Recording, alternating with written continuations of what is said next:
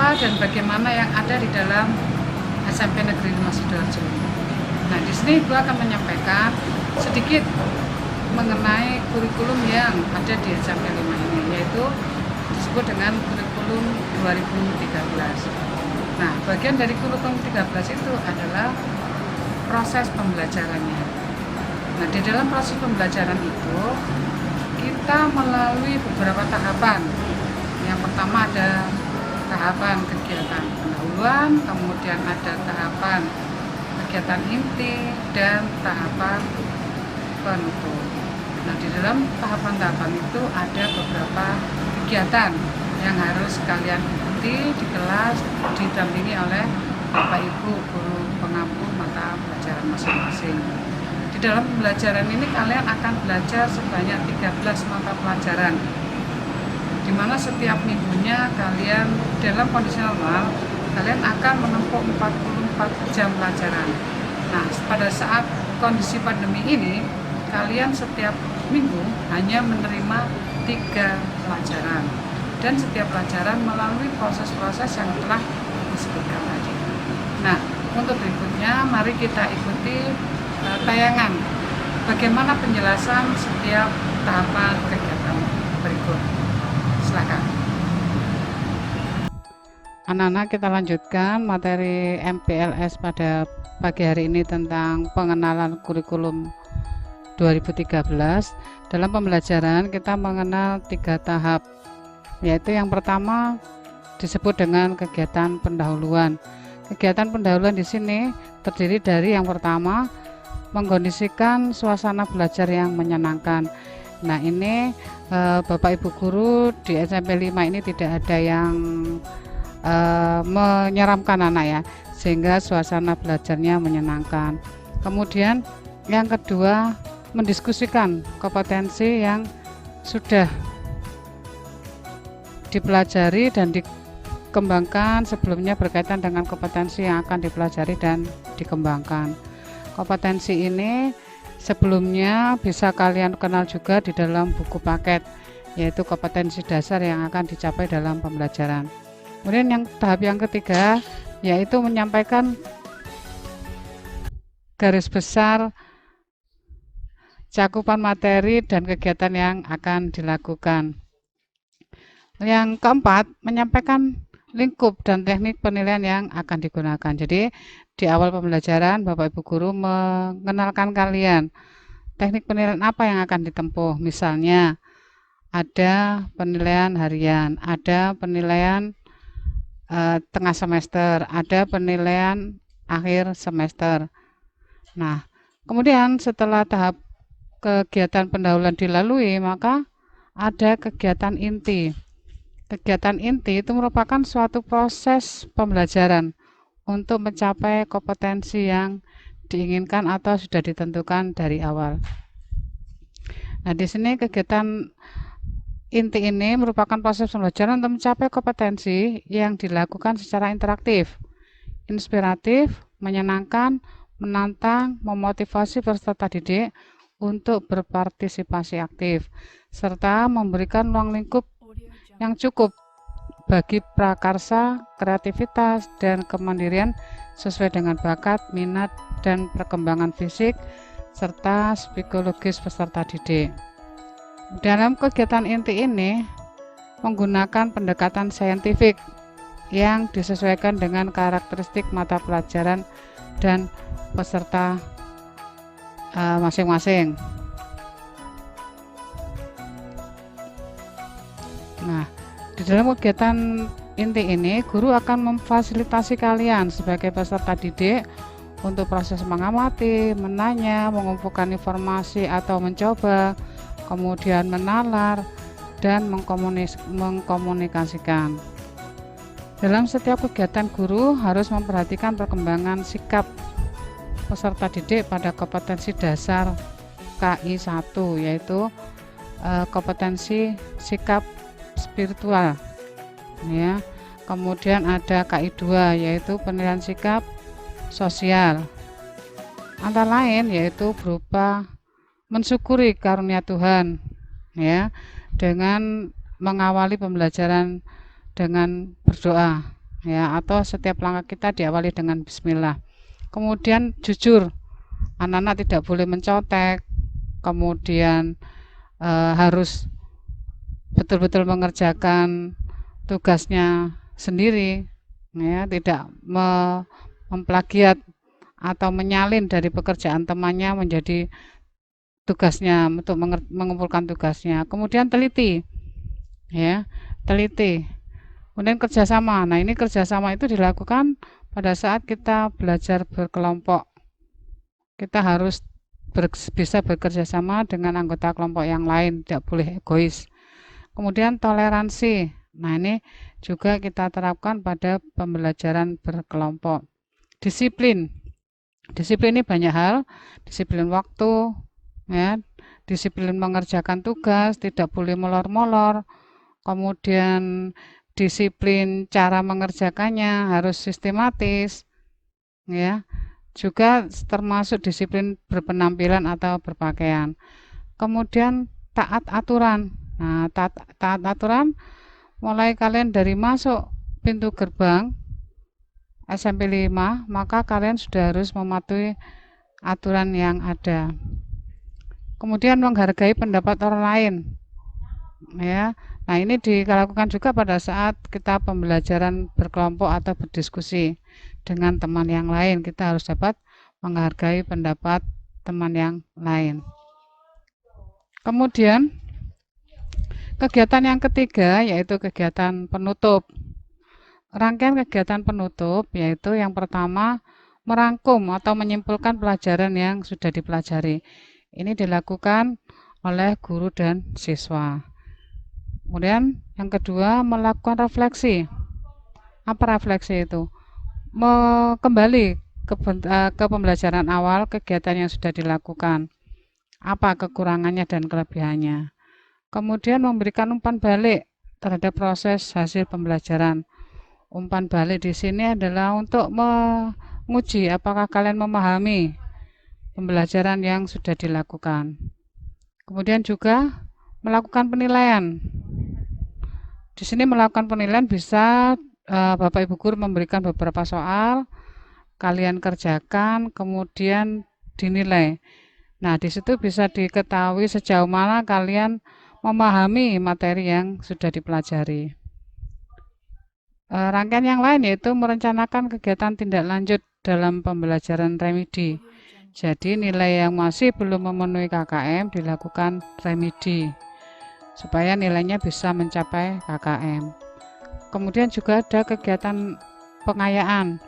Pengayaan di sini teman kalian yang nilainya masih di bawah KKM melakukan remedi, yang sudah memenuhi KKM melakukan pengayaan, yaitu mengerjakan tugas yang tingkat kesulitannya di atas yang sudah diujikan. Kemudian yang berikutnya yaitu menyampaikan rencana pembelajaran pertemuan berikutnya. Jadi sebelum pembelajaran diakhiri, Bapak Ibu guru akan menyampaikan materi berikutnya sehingga kalian di rumah bisa belajar. Sebelum ketemu di kelas, apa yang harus kalian baca di rumah sehingga pertemuan berikutnya kamu sudah siap dengan materi yang baru. Kemudian daya dukung proses pembelajaran memerlukan daya dukung berupa ketersediaan sarana dan prasarana pembelajaran. Bisa kalian lihat di dalam kelas itu sudah disediakan LCD, kemudian loudspeaker atau salon, ada layarnya. Nah, itu merupakan sarana dan prasarana untuk pembelajaran. Kemudian, jadi sarana yang dimaksud meliputi perabotan, peralatan pendidikan, media pendidikan, buku, dan sumber belajar lainnya.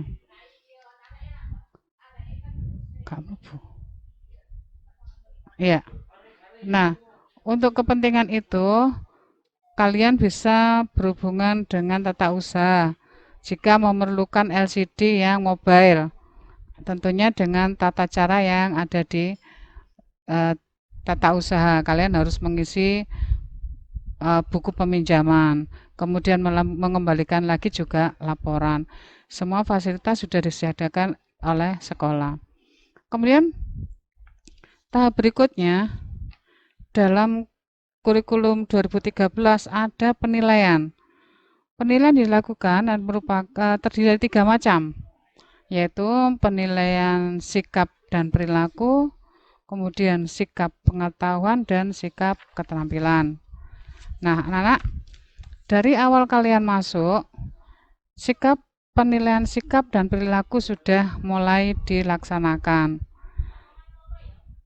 Aspek penilaian sikap dan perilaku merupakan aspek penilaian dengan menilai sikap dan perilaku peserta didik selama proses pembelajaran.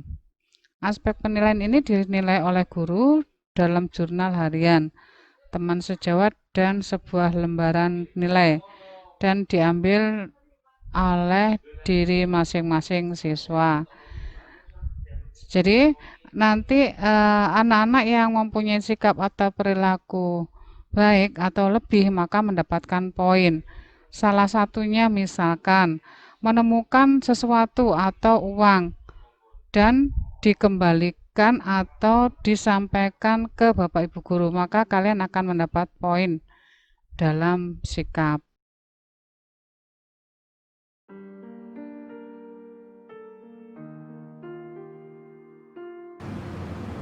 Assalamualaikum warahmatullahi wabarakatuh. Alhamdulillah anak-anak kita bertemu lagi ya dengan materi yang berbeda, bertemu lagi dengan Bu Iswati. Materi pada kali ini adalah yaitu belajar efektif. Anak-anak, kalian semua pasti mempunyai cita-cita, ya. Nah, bagaimana cara kita mencapai cita-cita itu? Salah satunya adalah dengan cara belajar efektif. Kenapa? Dengan belajar efektif kita akan memperoleh ilmu yang kita pelajari itu akan dengan baik, di mana ilmu itu akan kita gunakan selama hidup kita. Ya, ada beberapa tips atau cara untuk belajar yang efektif.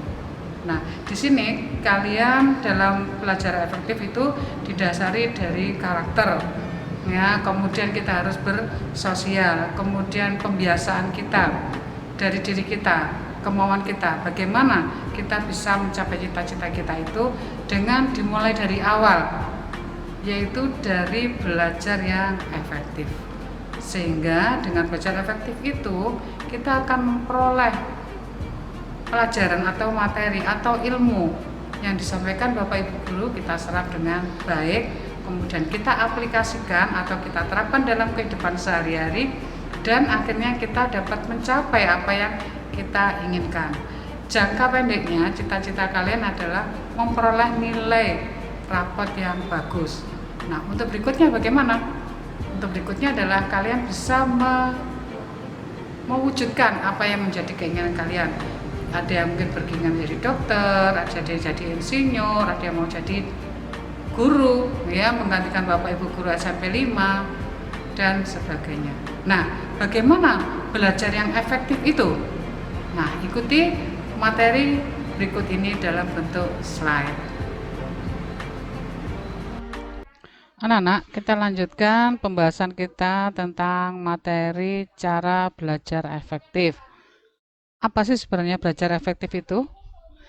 Belajar yang efektif adalah proses belajar mengajar yang berhasil guna. Dan proses pembelajaran itu mampu memberikan pemahaman, kecerdasan, ketekunan, kesempatan dan mutu atau kualitas yang lebih baik, serta dapat memberikan perubahan perilaku dan dapat diaplikasikan atau diterapkan dalam kehidupan sehari-hari, sehingga hasil pembelajaran itu akan dapat menghasilkan sumber daya manusia yang unggul. Dan untuk mencapai belajar yang efektif, tentu saja dalam proses belajarnya harus dilakukan dengan baik dan benar. Berikut ini adalah tip-tip belajar yang baik dan benar. Yang pertama, belajar berkelompok. Jadi dalam pembelajaran itu bisa kita pisahkan menjadi karakter, kemudian bagaimana kita belajar secara sosial atau lingkungan, dan bagaimana kita pembiasaan atau dari diri sendiri. Ya, misalnya tips dalam karakter untuk belajar efektif, yaitu antara lain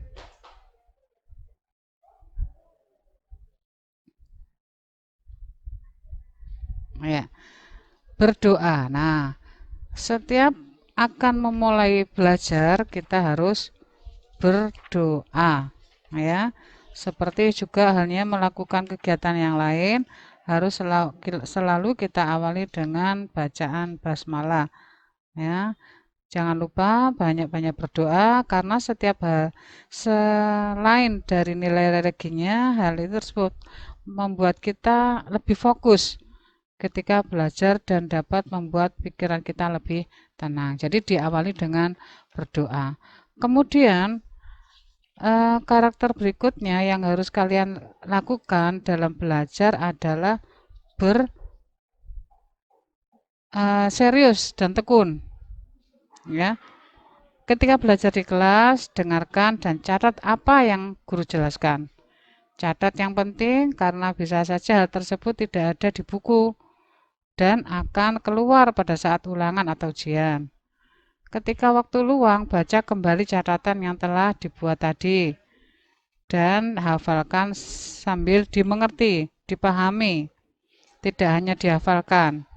Jika kita sudah merasa mantap dengan suatu pelajaran, maka ujilah diri sendiri dengan soal-soal. Setelah soal dikerjakan, periksa jawaban dengan kunci jawaban yang ada. Ya, pelajari kembali soal-soal yang telah dijawab. Kemudian Karakter berikutnya adalah kalian disiplin. Disiplin di sini yang dimaksud adalah apabila kita telah membuat jadwal belajar, maka harus dijalankan dengan baik. Contohnya seperti belajar tepat waktu dan serius, tidak main-main dengan konsentrasi penuh. Jika waktu makan, mandi, ibadah, dan sebagainya telah tiba, maka jangan ditunda-tunda lagi. Kemudian lanjutkan belajar setelah melakukan kegiatan tersebut. Jika waktu belajar belum usai, bermain dengan teman atau game dapat merusak konsentrasi belajar. Sebaiknya kegiatan bermain juga dijadwalkan dengan waktu yang cukup, ya, sehingga tidak membuat kamu merasa lelah, sehingga mengurangi waktu belajar. Jika bermain game, sebaiknya pilih game yang mendidik dan tidak menimbulkan rasa penasaran yang tinggi ataupun rasa kekesalan yang tinggi jika kalah. Maka itu akan merusak konsentrasi belajar kalian. Kemudian selebihnya adalah kalian harus jujur, ya. Hindari menyontek ketika sedang mengerjakan soal ulangan atau ujian. Menyontek dapat membuat sifat kita curang dan pembohong. Pembohong bagaimanapun juga tidak dapat ditutup-tutupi terus-menerus dan cenderung untuk melakukan kebohongan selanjutnya untuk menutupi kebohongan yang sudah dilakukan. Anggaplah dengan menyontek pasti akan ketahuan guru dan memiliki masa depan sebagai penjahat apabila dilakukan kecurangan secara terus-menerus. Kemudian, kamu jangan malu bertanya pada saat pembelajaran atau diskusi dengan teman. Selalu ajukan pertanyaan kepada guru apabila jika tidak mengerti suatu hal atau materi yang sedang dibahas. Kemudian, yang berikutnya adalah kalian tidak boleh putus asa. Apa yang dimaksud dengan putus asa? Jika melakukan kesulitan, maka kamu tidak akan belajar lagi. Nah, itu yang dimaksud dengan putus asa. Maka berusahalah untuk ajak teman yang pandai dan rajin belajar, agar yang tidak pandai dan akan menjadi ketularan. Dalam belajar kelompok, kegiatannya adalah membahas pelajaran yang belum dipahami pada saat pembelajaran di kelas tadi. Sebagian belajar kelompok baik yang sudah dijelaskan guru maupun yang belum dijelaskan guru. Jadi di sini istilahnya kalian bisa sharing. Kemudian aktif bertanya. Ya, tadi di dalam karakter juga demikian sudah disebutkan.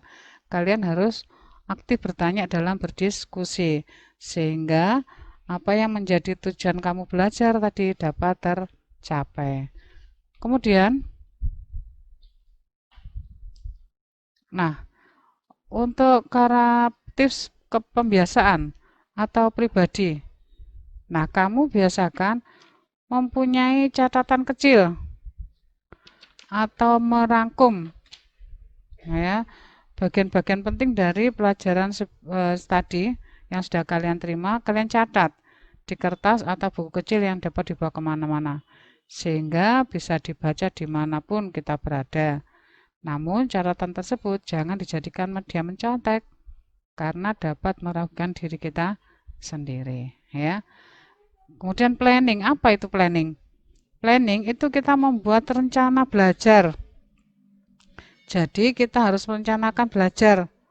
Misalnya ini pada saat kalian akan menghadapi ujian atau PTS misalnya. Kalian buat planning, hari ini kamu belajar apa? Hari ini kamu belajar apa? Dan itu kamu harus kerjakan dengan penuh tanggung jawab. Kemudian kamu harus bisa mengatur waktu.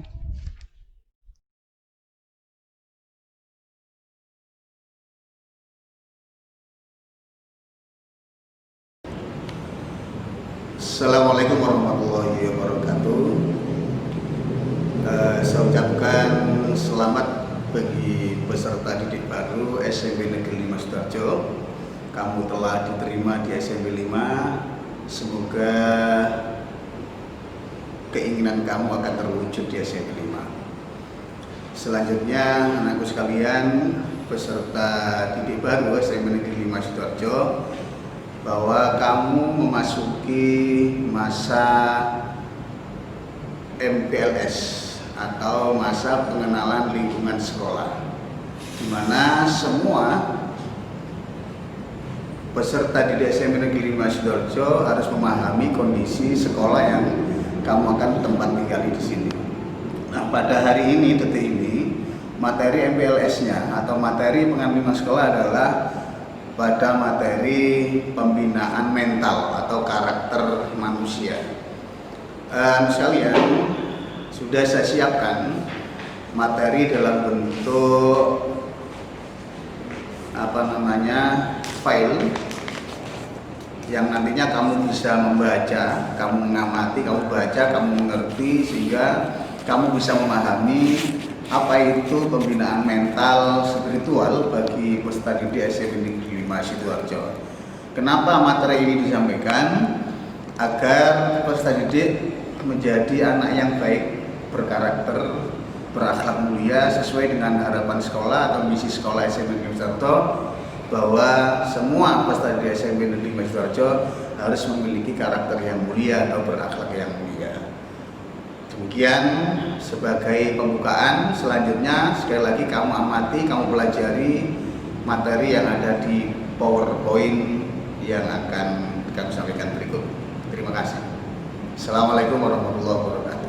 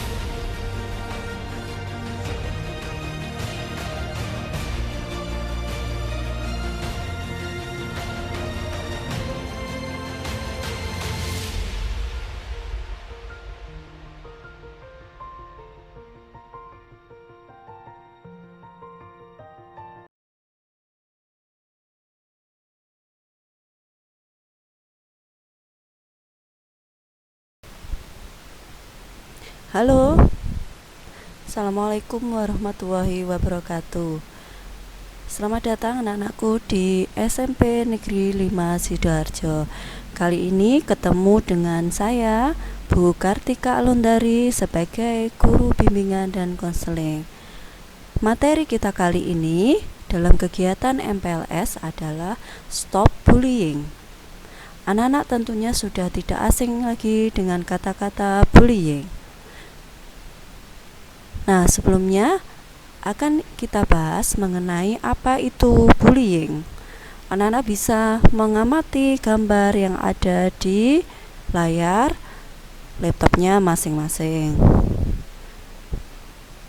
Nah, bullying adalah tindakan mencelakai atau membahayakan orang lain baik secara fisik, yaitu memukul, mendorong, atau secara verbal, mengejek, atau secara sosial, yaitu memusuhi.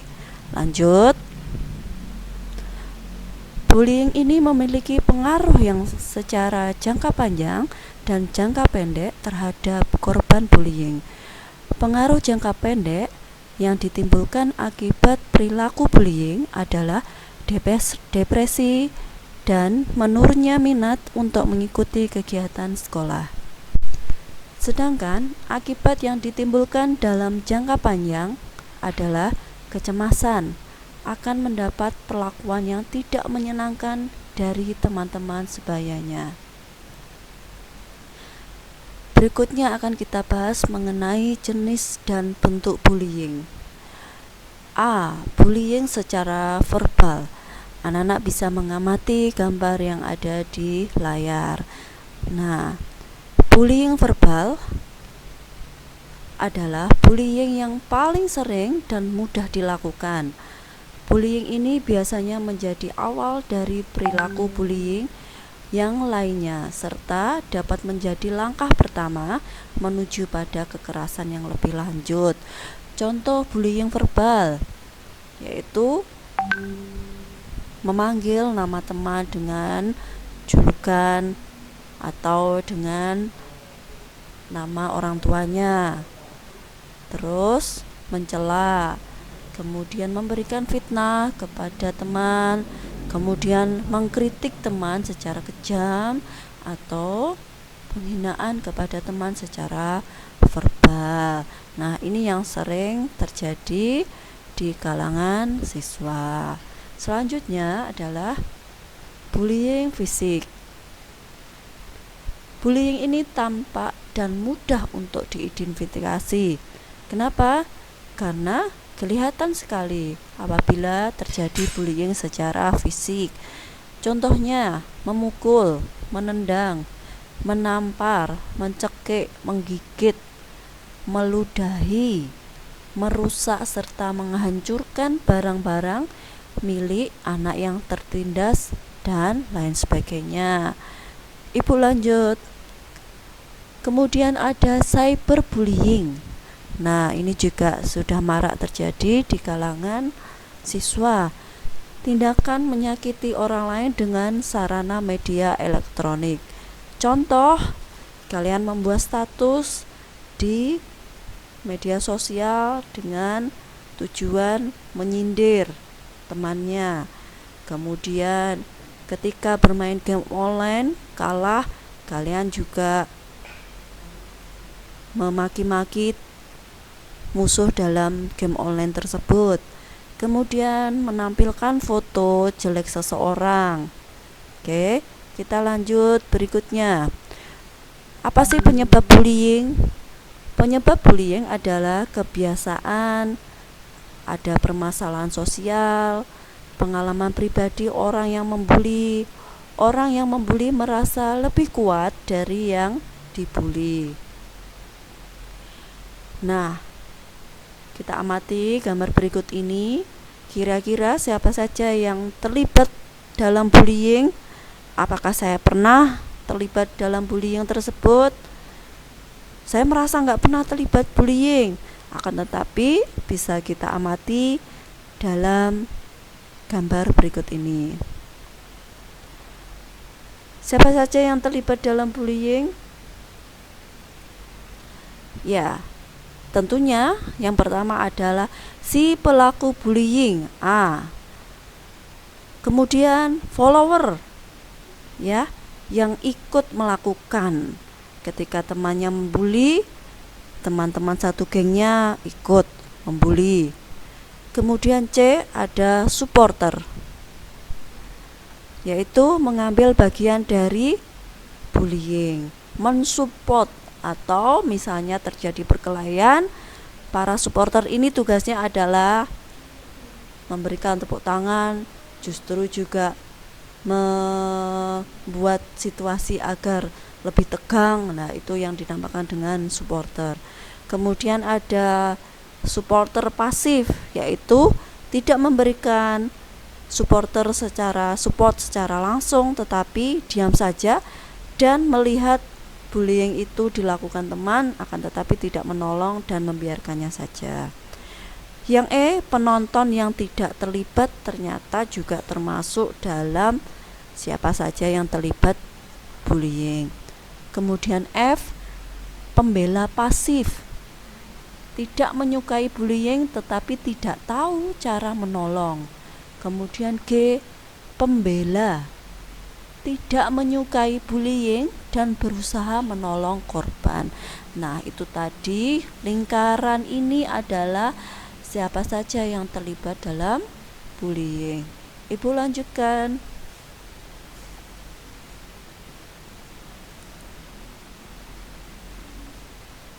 Kenapa bullying tidak keren? Karena bullying itu bisa menyebabkan stres, kegelisahan, dan kurangnya rasa percaya diri pada seseorang.